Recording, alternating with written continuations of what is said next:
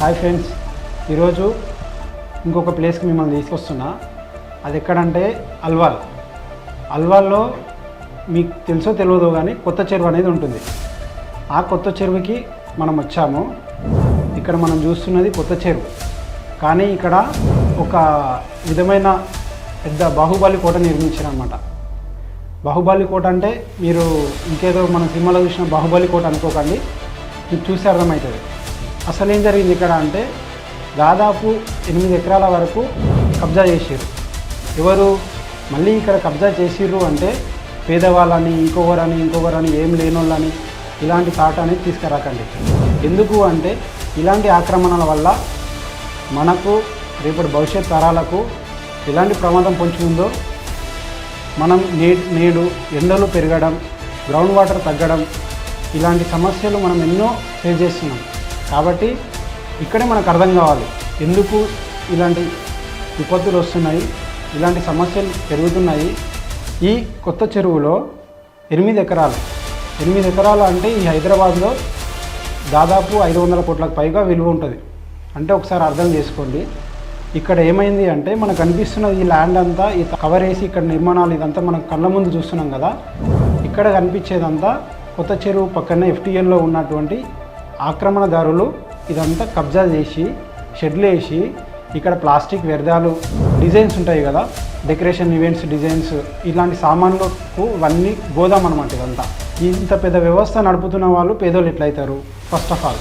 ఇంకొకటి ఏంటంటే చిన్న బిజినెస్ అయినా సరే హైదరాబాద్లో ఎటువంటి వారు బిజినెస్ చేస్తారనేది మనకు తెలుసు.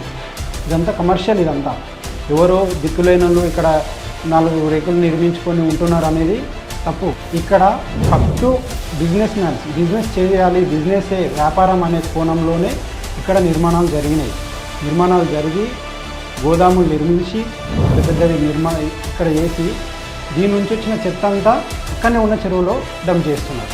అప్పుడే ఇక్కడ FTLలో ఉంటున్నారు, ప్లస్ చెరువు కలుషితం కూడా జరుగుతుంది.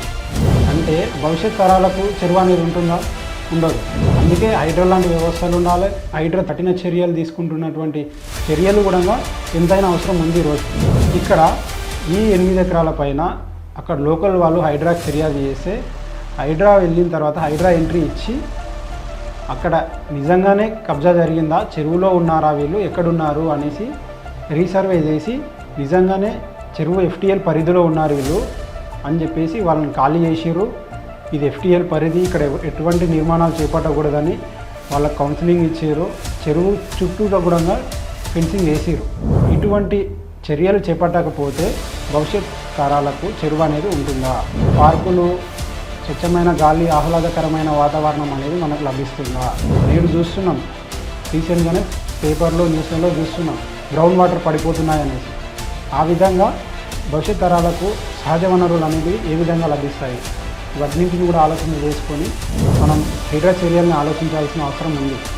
ఏదో ఎవరో పేదవాళ్ళు, ఉన్నోళ్ళు, లేనోళ్ళు అని ఇట్లాంటి వ్యత్యాసాలు లేకుండా ఇలాంటి చర్యలు ఎంతైనా అవసరం ఉంది. మరిన్ని విషయాలతో, మరిన్ని గ్రౌండ్ రిపోర్ట్స్తో మీ ముందుకు వస్తారు. హైడ్రా చర్యలపైన, ఈ వీడియో పైన మీ అభిప్రాయాన్ని కామెంట్ చేయండి, షేర్ చేయండి వీడియో. Thank you.